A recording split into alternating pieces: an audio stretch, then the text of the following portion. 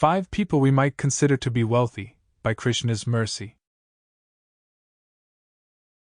Quote, wealth is considered to be the goddess of fortune, Lakshmi, and the Lord is Narayana, or the husband of Lakshmi. Try to engage Lakshmi in the service of Lord Narayana and be happy. That is the way to realize the Lord in every sphere of life. Shrila Prabhupada, Shrimad Bhagavatam, 1.532 Purport. 1. The person who has money. They have so much in the bank it's ridiculous. The monthly interest is more than the average person's annual salary. Multiply by a factor of 10. That should give you an idea. They can hire someone to manage all of the staff. Their staff has staff.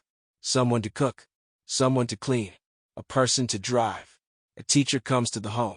Every public establishment you would visit on a regular basis. Places you would give monthly membership dues. This person can have all of that at home. And full track for running. Olympic-sized swimming pools. Indoor tennis courts. It is amazing to contemplate. They must be so happy. 2.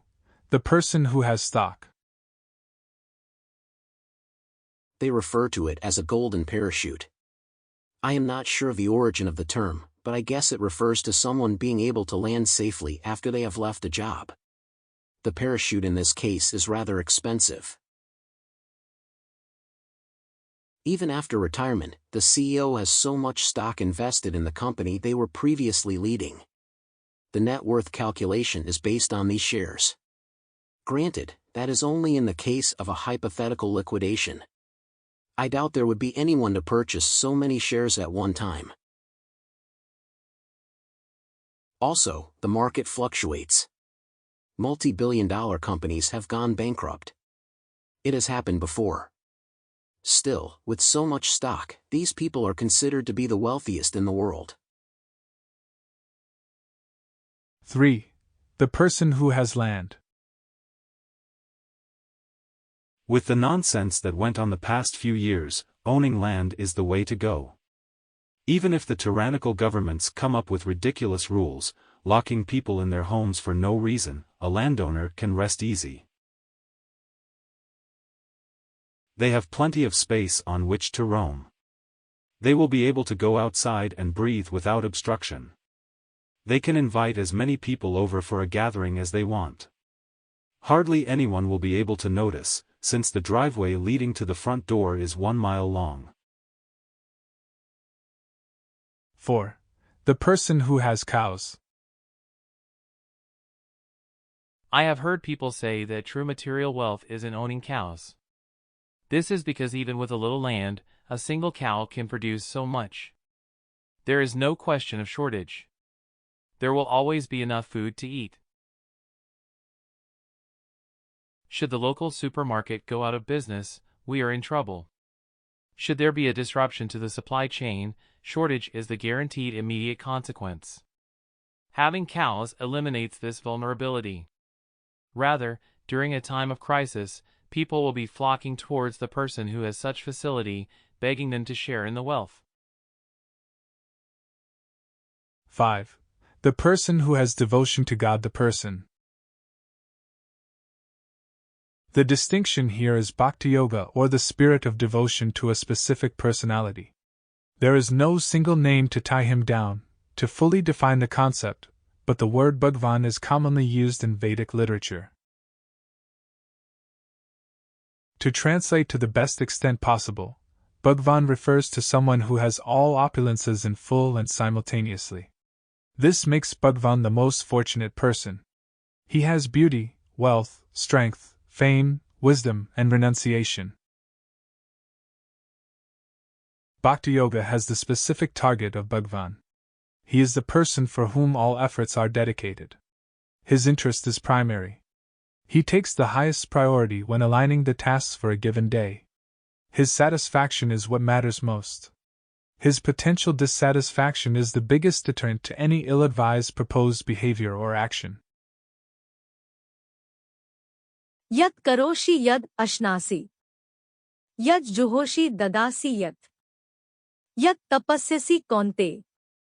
Tat kurushva madarpanam. Quote, O son of Kunti, all that you do, all that you eat, all that you offer and give away, as well as all austerities that you may perform, should be done as an offering unto me. Lord Krishna, Bhagavad-gita, 9.27. Another name for Bhagwan is Vishnu. There is a clearer picture when using this name, as there is an associated form, with 4 hands, and beautiful ornaments.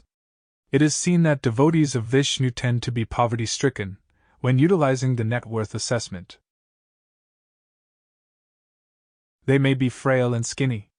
They perhaps do not live in the biggest home. They could not compete in terms of specific possessions, in compiling a list for a contest. The strange thing is that they do not seem to mind. Rather, they behave as if they are the wealthiest in the world. The expected freedom from worry and anxiety, the assuredness in knowing that everything will be taken care of, the lack of envy from understanding that you already have everything you need. They may be able to only offer fruit or water in their standard worship process.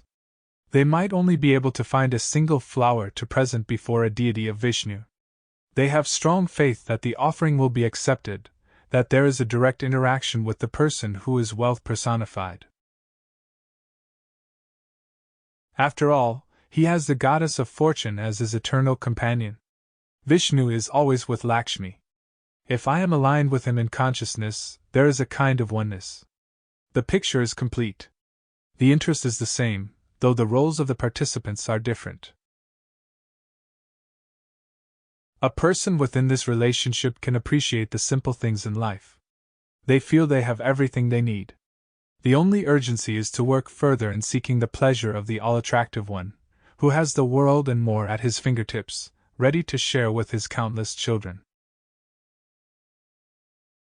In closing, everything already there, and willing to share. Greatest wealth to his name, feeling as if mine the same. Because of existing connection, all efforts in his direction. Lakshmi by Narayana to stay. My wealth complete in that way.